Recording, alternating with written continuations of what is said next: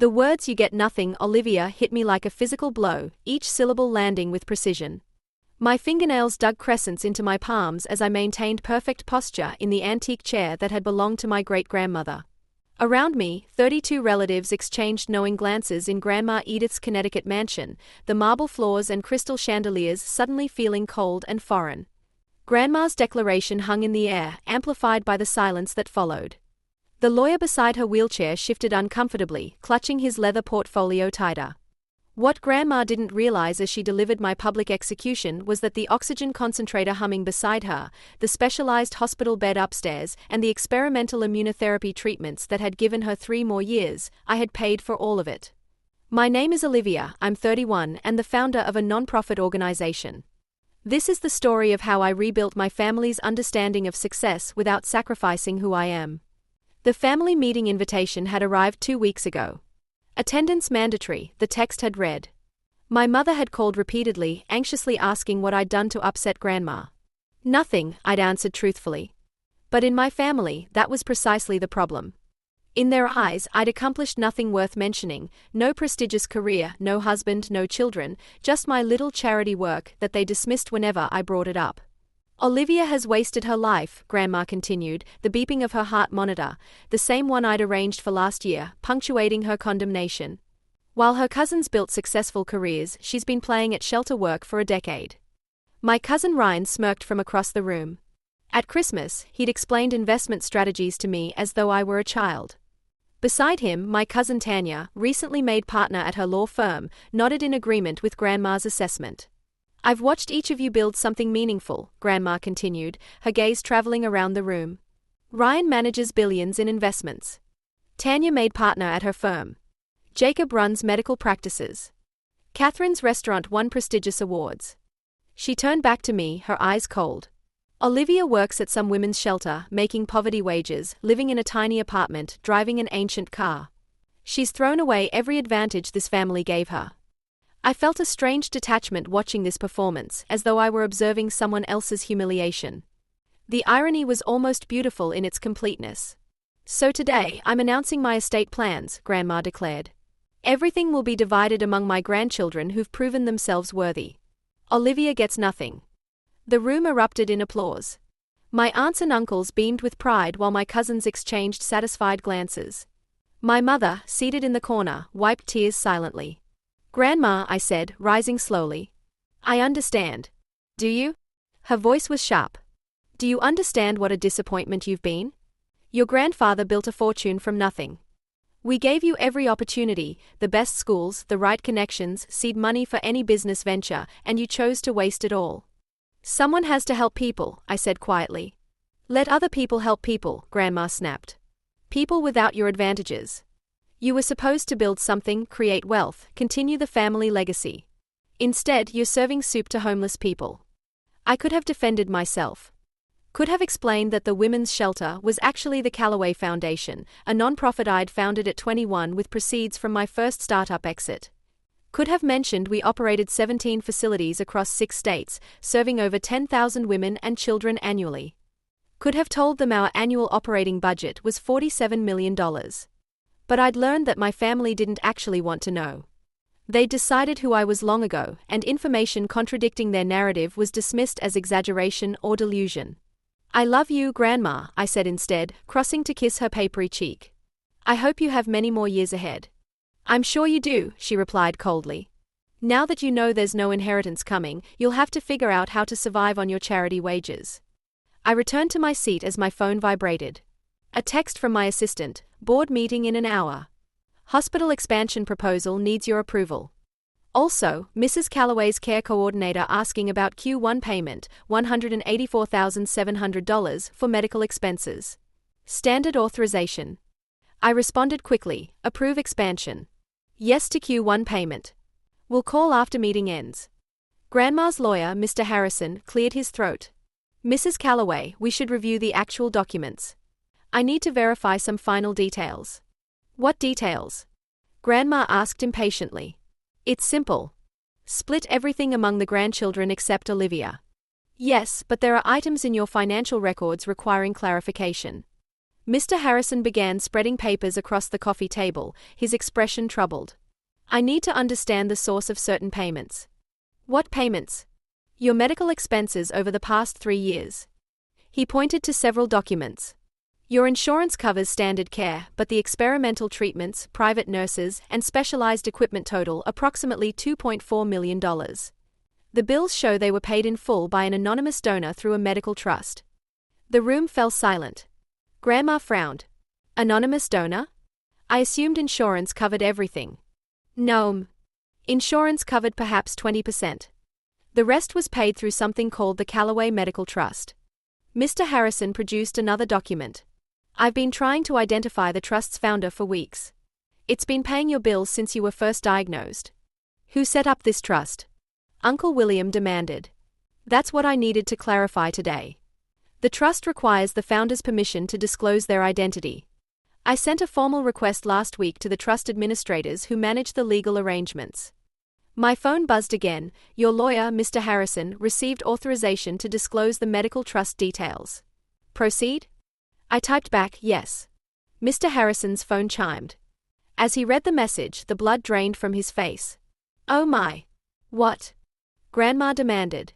Mrs. Callaway, the Callaway Medical Trust was established by your granddaughter Olivia. His gaze shifted from me to Grandma. She's been paying all your medical expenses for 3 years. Every bill, every treatment, every piece of equipment. $2.4 million total. The silence was absolute, broken only by the rhythmic beeping of Grandma's monitor.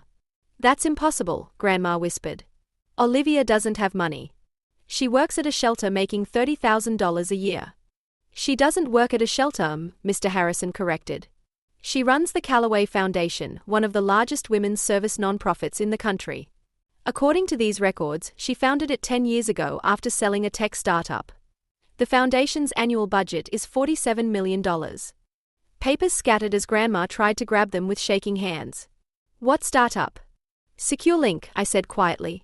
I developed an emergency alert app for domestic violence survivors. Sold it to a tech company in 2015 for $32 million. I used most of that money to start the foundation.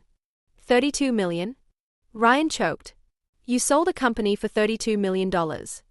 The foundation runs 17 shelters, Mr. Harrison continued, employs over 200 people, serves 10,000 women and children annually, and has paid every medical bill for Mrs. Edith Callaway since her cancer diagnosis in 2021.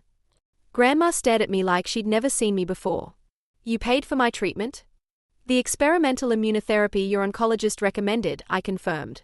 Insurance wouldn't cover it. You needed it to survive, so I made sure you got it. But why didn't you tell me? Would you have accepted help from your failure granddaughter? I asked gently. The one wasting her life on charity work. Tanya found her voice. If you have all this money, why do you live in that tiny apartment? Because I don't need much space. And the neighborhood you call terrible? It's where one of our shelters is located. I live there to be close to the women we serve. The car? Ryan asked weakly. Runs perfectly fine. Why replace it? Uncle William was scrolling on his phone. Jesus Christ. There are articles about you. Forbes, Fortune, Nonprofit Quarterly. Olivia Callaway, the silent philanthropist revolutionizing domestic violence services. You won a CNN Heroes Award last year. Aunt Patricia read from her phone, stunned. Why didn't you tell anyone? I did tell people, I said. I've mentioned the foundation at every family gathering for 10 years. But whenever I brought it up, someone changed the subject or made a joke about my charity hobby. Eventually, I stopped trying. Mr. Harrison was still reading through papers. Mrs. Callaway, there's more. Olivia has been paying for other family expenses as well. Your home renovation last year, the new roof, the accessibility modifications, that was paid through another trust she established. What? Grandma's voice was barely audible. I noticed you were having trouble with the stairs, I explained. The contractor I hired specialized in aging-in-place modifications, the elevator, the wheelchair ramps, the bathroom renovations. They were necessary for your safety. How much? Grandma whispered. $340,000, Mr. Harrison said. Paid in full by a trust Olivia established specifically for your care. My mother was sobbing openly now. Olivia, why didn't you say something? Would it have changed anything? I asked. Would it have made you proud of the work I do, or would you have just been impressed by the money? No one answered. Grandma was crying too, tears streaming down her lined face. I called you a failure. I disinherited you. I told everyone you'd wasted your life. You believed what you wanted to believe, I said. I tried to explain what I do, but it didn't fit your definition of success: corporate jobs, big salaries, impressive titles. That's what mattered to you. Helping vulnerable women and children wasn't real work. Olivia, Grandma reached out a trembling hand. I'm so sorry. I'm so deeply, terribly sorry. I took her hand. I know, Grandma. Why did you keep paying my bills after how I treated you? Because you're my grandmother. Because you raised me to believe in taking care of family. And because I could afford it. The money doesn't mean anything if I can't use it to help the people I love. Ryan spoke up, his voice subdued. Olivia, I spent 30 minutes at Christmas explaining investing to you like you were an idiot. I know, I said. I was actually invested in 3 crypto funds at the time. I just wanted to hear your perspective. Tanya laughed, but it sounded like a sob. I offered to help you apply for jobs at my firm. I thought you needed career guidance. You were trying to help, I said. I appreciated the thought. Mr. Harrison cleared his throat. Mrs. Calloway, regarding the will. Change everything, Grandma said immediately. Give it all to Olivia. She's the only one who deserves it. No, I said firmly. Don't change anything. Split it among everyone as you planned. But you saved my life. You've been supporting me without asking for anything in return. Exactly. Without asking for anything in return. I don't want your money, Grandma. I want you to understand that success isn't just about wealth and status. It's about impact, about making people's lives better, about using your resources to help others. But I called you a failure in front of the whole family. You were wrong, I said simply. But I'm not going to punish you for it. I'm going to do what I've always done, take care of the people I love, whether they appreciate it or not. The room was silent except for the beeping of Grandma's monitor and my mother's quiet crying. Finally, Uncle William spoke. Olivia, how can we help? The foundation. What do you need? I looked at him in surprise. You want to help? We've been idiots, he said bluntly. Self-absorbed, materialistic idiots who couldn't see past our own narrow definition of success. You've been doing something extraordinary, and we've been mocking you for it. So yes, how can we help? I pulled up the Foundation's website.